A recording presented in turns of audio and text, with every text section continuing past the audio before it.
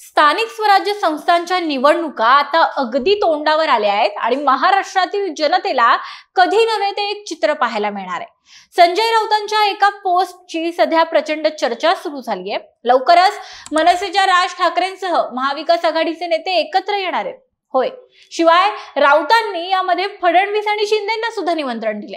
राज्यात नेमकं आता काय चाललंय नाही म्हणता म्हणता राज ठाकरेंची आता महाविकास आघाडीमध्ये ही मनसे एंट्री कशी होते आणि यात आता फडणवीस आणि शिंदेंना निमंत्रण कसं काय देण्यात येते सगळं पाहूयात या व्हिडिओच्या माध्यमातून। नमस्कार, मी गौरी आणि तुम्ही पाहत आहात प्राइम टाइम महाराष्ट्र। सुरुवातीला एक महत्त्वाची आठवण, तुम्ही जर अजूनही आमचं चॅनल सबस्क्राइब केलं नसेल तर ते जरूर करा। तर झालंय असं की महाविकास आघाडीचं शिष्टमंडळ हे निवडणूक आयोगाच्या अधिकाऱ्यांची 14 ऑक्टोबर रोजी भेट घेणार आहे।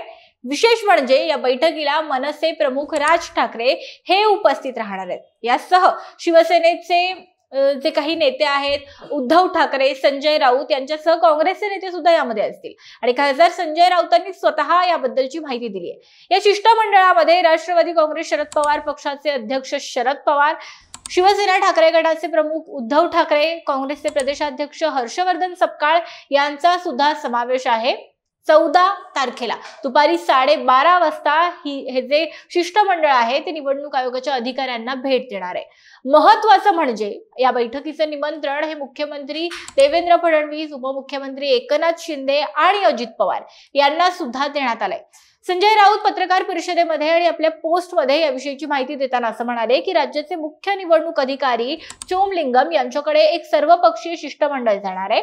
शरद पवार, उद्धव ठाकरे, हर्षवर्धन सपकाळ, राज ठाकरे हे सगळे या शिष्टमंडळामध्ये सहभागी आहेत। निवडणूक आयोग हे एक संविधानिक पद आहे आणि राज्याच्या निवडणूक आयोगाचा हा सगळा विषय आहे। प्रत्येकाच्या काही ना काही समस्या आहेत, भाजपच्या देखील काही समस्या असतील, त्यामुळे आम्ही देवेंद्र फडणवीस यांना सुद्धा निमंत्रण देतो। या व्यतिरिक्त महायुतीतल्या दोन्ही पक्षांच्या प्रमुखांना सुद्धा आम्ही पत्र पाठवलेलं आहे की जर तुमच्या काही समस्या असतील आणि तुम्हाला निवडणूक आयोगाकडे आपलं म्हणणं मांडायचं असेल तर तुम्ही इथे येऊ शकता।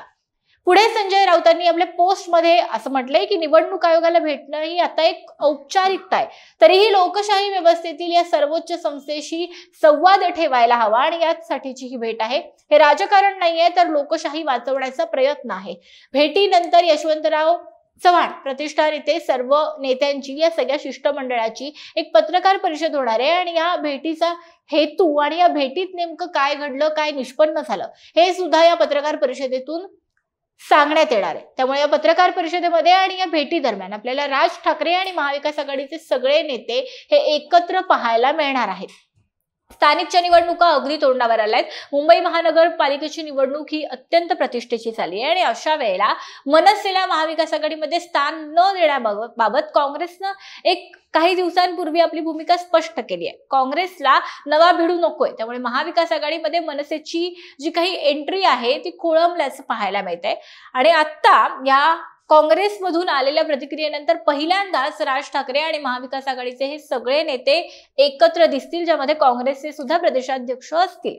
राऊत म्हणतायत की ही भेट राजकीय हेतून नाहीये, पण या भेटीच्या निमित्तानं निश्चितच काही राजकीय समीकरण तयार व्हायला हरकत नाहीये। काँग्रेस राज ठाकरेंना मनसे महाविकास आघाडीमध्ये येण्यासाठी सकारात्मक होईल का? तुम्हाला काय वाटतं? या भेटीच्या निमित्तानं या सगळ्या नेत्यांचं मनोमिलन, चर्चा होऊन आगामी निवडणुकांसाठी ताकदीनं लढण्यासाठी हे मनसेला महाविकास आघाडीमध्ये समाविष्ट करून घेतील का? त्याचे काय फायदे तोटे होतील आणि आगामी निवडणुकांमध्ये महायुती या सगळ्याला कसं सामोरं जाईल? तुमची मतं, तुमच्या प्रतिक्रिया, तुमच्या भावना आमच्या कमेंट बॉक्समध्ये नक्की सांगा। पण कधी नव्हे ते चित्र म्हणजेच मनसे आणि महाविकास आघाडी एकत्र दिसणार असल्याचं जे काही चित्र आहे ते येत्या काही दिवसांमध्ये तुम्हाला पाहायला मिळेल। त्यामुळे त्यातून पुढे काय राजकीय समीकरण होत आहेत हे आम्ही वेळोवेळी तुमच्यापर्यंत पोहोचवत राहू। तुम्हाला काय वाटतं? ही जी भेट आहे निवडणूक आयोगाकडची, ती जे शिष्टमंडळ बनलेलं आहे त्यांच्यातला राजकीय दुवा बनेल का? नक्की सांगा आणि व्हिडिओ महत्त्वाचा वाटला तर लाईक करायला विसरू नका। धन्यवाद।